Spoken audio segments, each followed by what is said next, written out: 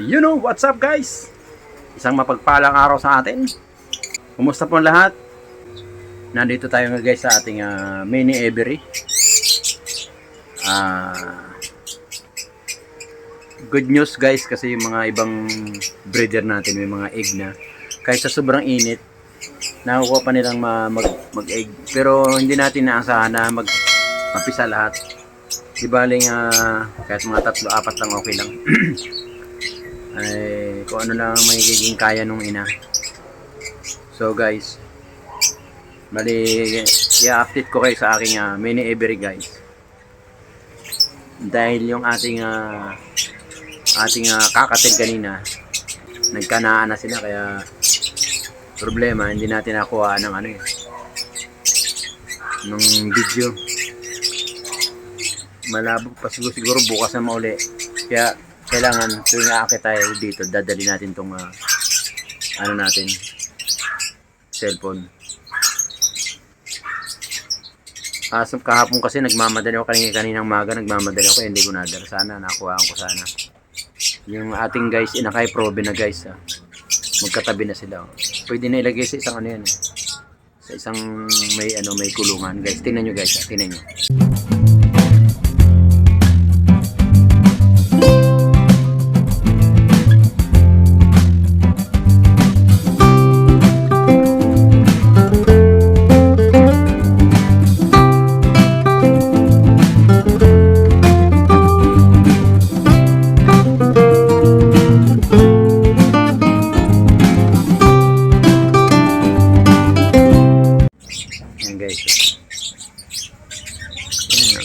Yun yung inakay.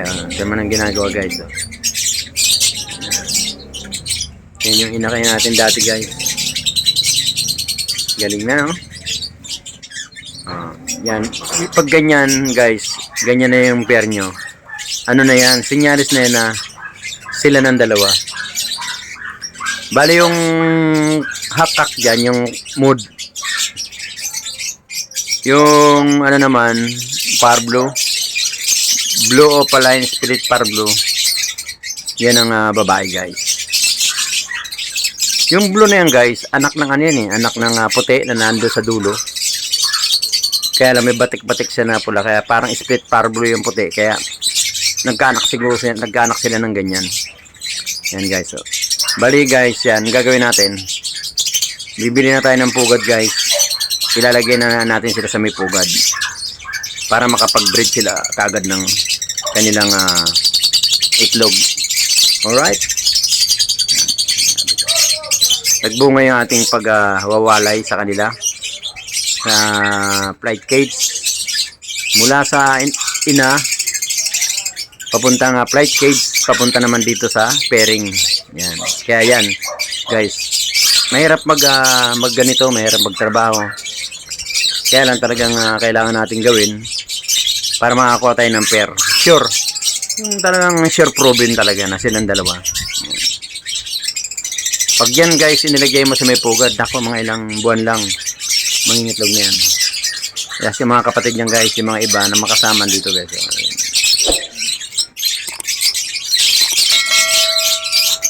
Ayan. Ayan guys.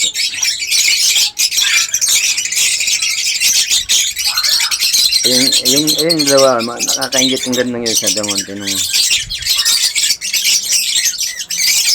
Ayan guys, wow. Galing, no? Galing na guys, no? Galing, umihiga pa yung babae dun sa lalaki guys. So, parblo natin yan, parblo. Nangungutuan pa silang dalawa. Diba guys? Yung sabi ko, nagumutuan pa sila guys.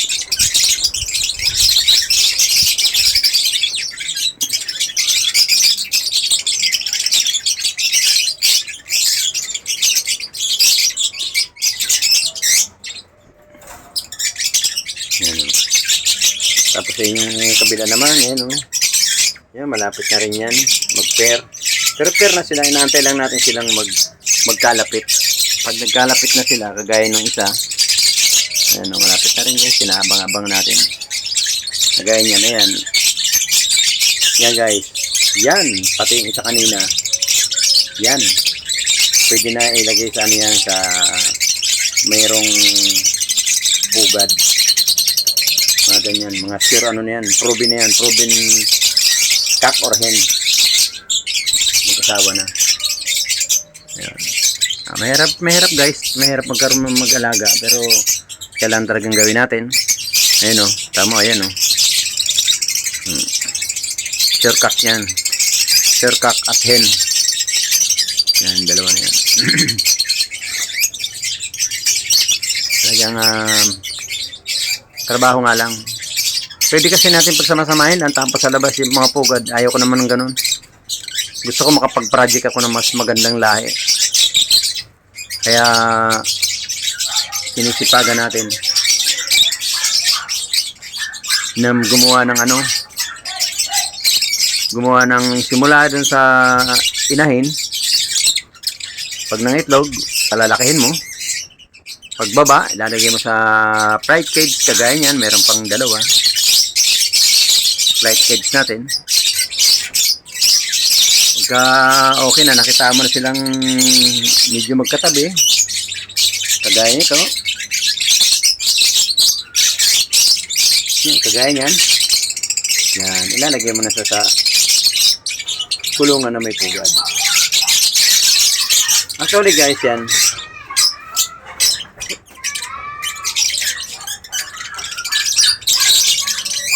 huhugutin lang yan. Pag binuksan mo yan, saksak mo na yung bibili mong pugad. Gaya nun, yan ganyan. Ayos na, meron na. Meron na silang ano. Kompleto na agad. Yung kagaya na nun, na yung nandun, wala siyang ano, talagang pampering lang talaga yan. Wala siyang lagay ng pugad. Pampering natin yun. Lahat ng piniper ko dyan, proven. Talagang nagkaroon na ng anak. Si Burgeler, nilagay ko dyan si Burgeler. Talagang hinasa ko daw sino katisay, ayaw. Ngayon kay Blue Opaline yun. Nagkaanak na sila yung anak nila. Si Green Opaline at saka si Parblo, yun ang anak ni Burgeler. Tapos ngayon naman, merong itlog si Burgeler. Masipag na naman si Burgeler. May itlog na naman. Bago, kahapon lang yata yan. Medyo mahirap nga na mag-alaga. Magtaga ka lang, ganyan. Umaga, tanghali. Nalagay ka ng vitamins. Ako maglalagay ako guys ng vitamins ngayon. Mainit ang panahon. Dalawa, isang egg 1,000 saka isang Vitamin Pro doon sa mga piniper natin. Vitamin Pro pala at sa inakay. Vitamin Pro. Pero pag yung mga breeder na natin, egg 1,000. Straight yan. 5 araw. 3 araw na egg 1,000 sa breeder. Saka 2 Vitamin Pro. Pero doon sa mga piniper natin, sa mga ganyan, mga pairing natin, straight yun. 5 araw, Vitamin Pro. Tapos, rest din nila sa vitamin, Sabado-Linggo. Maghapon tubig. Yan ang trabaho guys. Kaya tamang lulusog na aking mga alagang ibon. Wala ka nakikitang nando sa sulok na kukurap-kurap ang mata, gumagano-ganon. Isang sinyalis yan pag ang African bird nyo, ang mga ibon nyo guys, na nasa sulok, tapos panay kurap ang mata, nakaganon. May sakit yan guys. Kailangan yan, painom niya na ng gamot. Ay itong akin na awa naman ng Diyos, malulusog sila. Yan, pinagtatigaan ko tapos ka magtinda dito ako. Nalagyan ako ng tubig nila, vitamins, pagkain. Pinakikaramdaman ko yung ng klima nung ating pagka mainit, binubuhusan ko tubig yung mga gilid. Pero ngayon, sa ngayon kaya naman. Kikita ko hindi naman nakabuka yung mga bibig nila. Ibig sabihin kaya.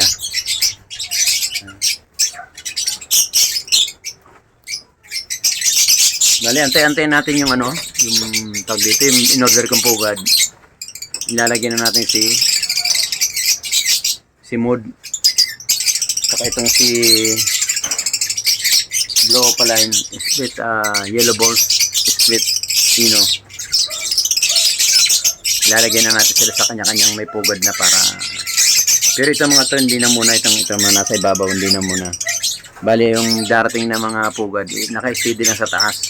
Hindi mo natin sila sasaksakan ng pugad.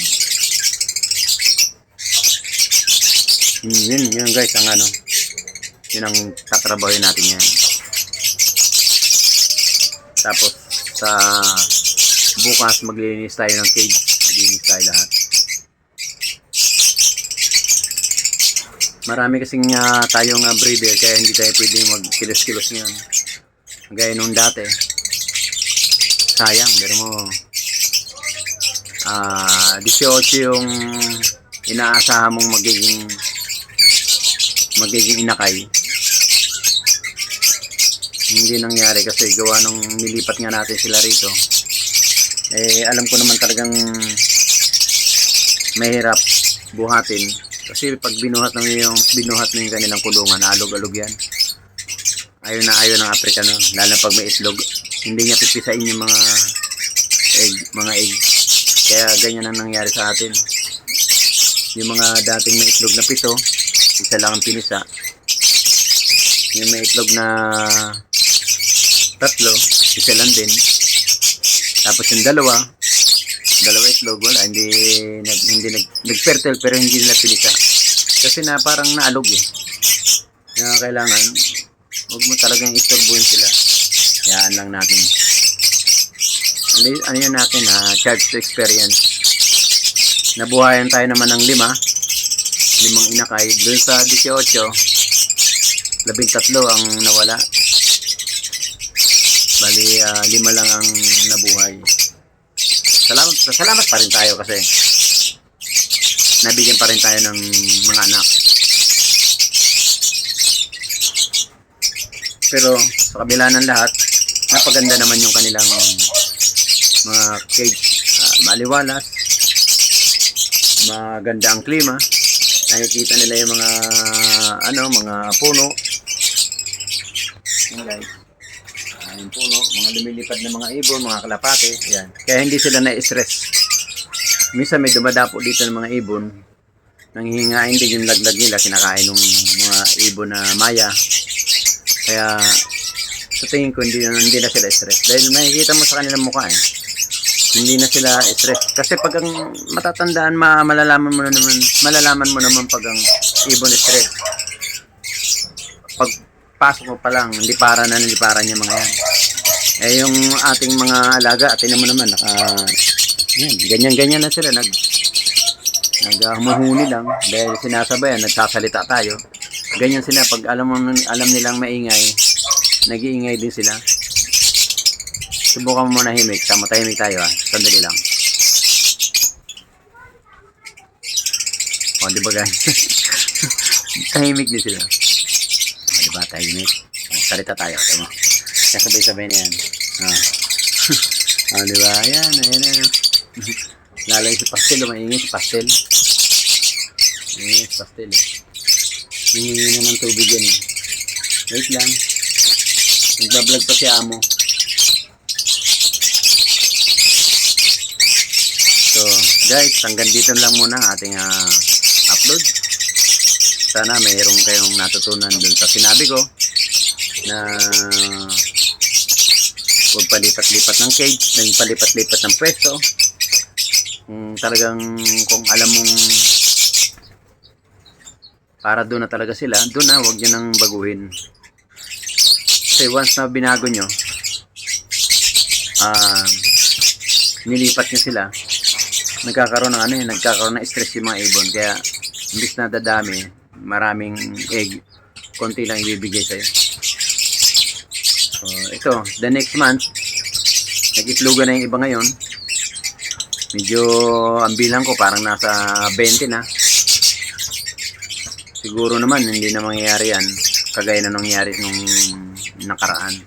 Kasi naka-permit na sila dyan Okay na Hindi na natin sila istorbohin. Pag nakita natin yung mga At saka hindi na natin talaga sila lilipat. Permanente na sila rito.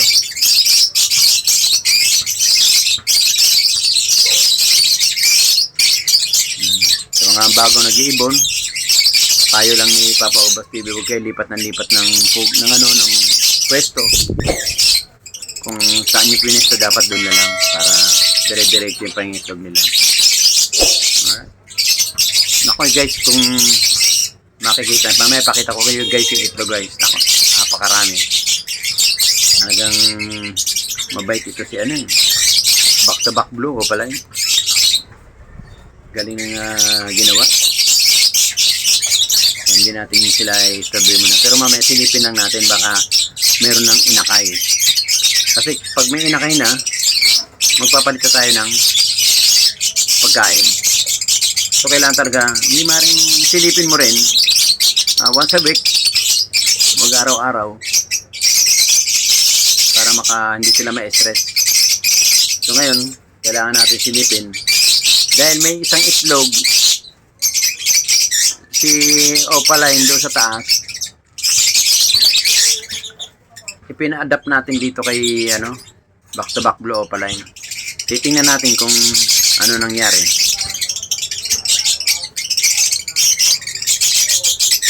Kasi yung Opaline natin split ino doon sa dulo, may itlog, nilaglag yung itlog. Ngayon kinuha ko, inilagay ko rito sa back to back blue Opaline natin. Tingnan natin kung maganda yung resulta. Tingnan natin. Bago tayo maglagay ng tubig, tingnan muna natin kung may mga egg na.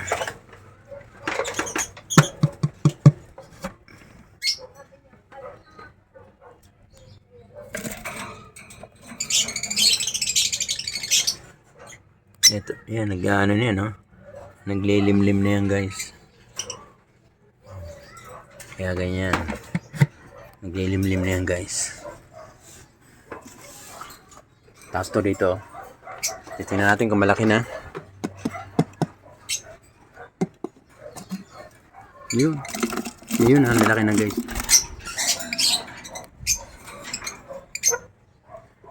Malaki na, guys.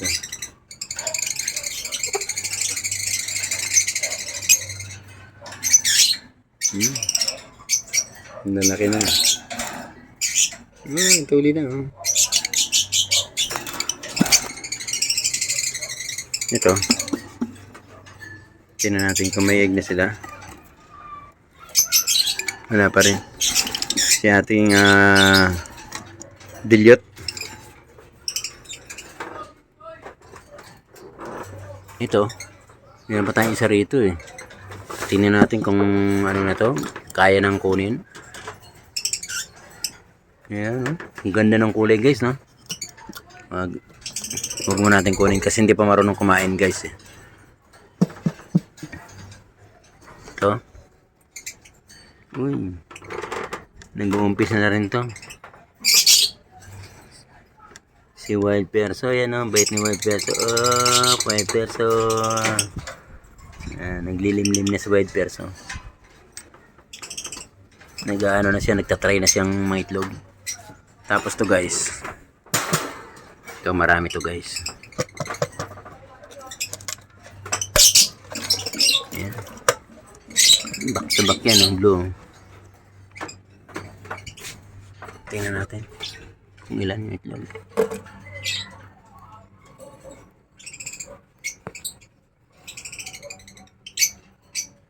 One, two, three. Ano yung iba? Tatlo lang.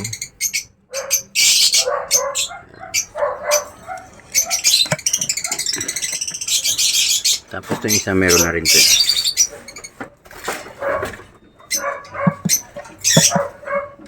Natin guys. Ay, ito tatlo na rin, oh. Guys, tatlo na rin, oh. Puro filter guys, ah. Nung isang araw, isa lang yan. Ayan. Tapos to, tingnan natin to. Kung okay na yung itlog nila. Yan, oh. March 1 starting egg. Tingnan natin kung ilan na.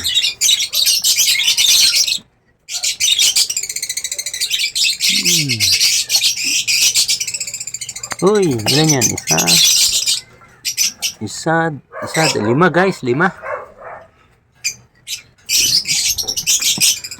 5. Tapos tingnan natin kung meron na to.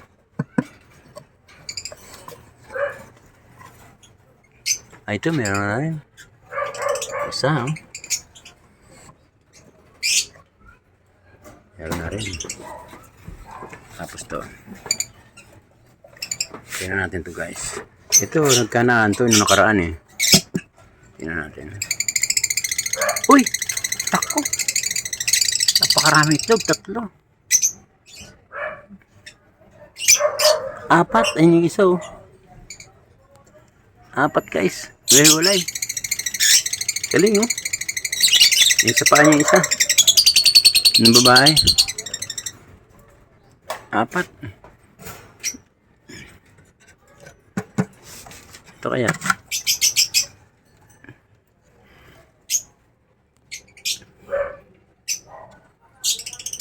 Wala pa.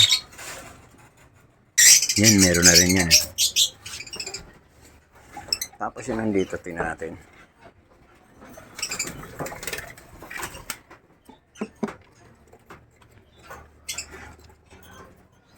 Ay, yun, may itlog na rin. Oh.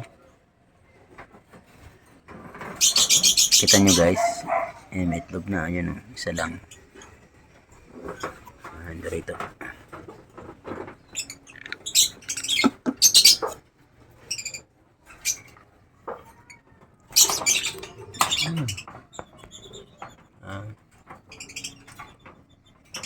Malapit na rin yan.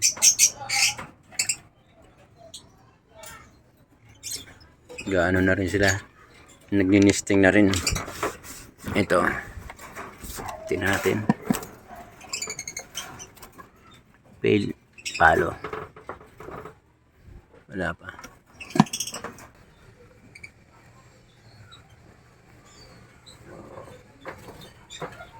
Wala pa.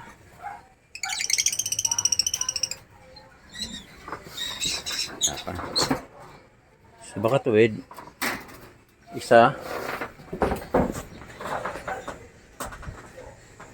3. 5.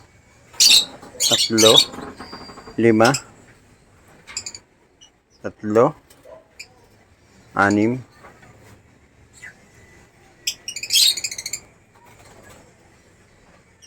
Isa.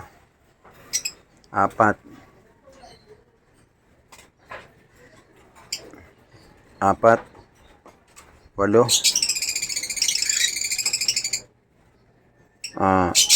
8 plus 5. 13. Tapos doon 14. Tapos 3. 17. Saka 3 ulit. 20. 20 guys. 20 na egg.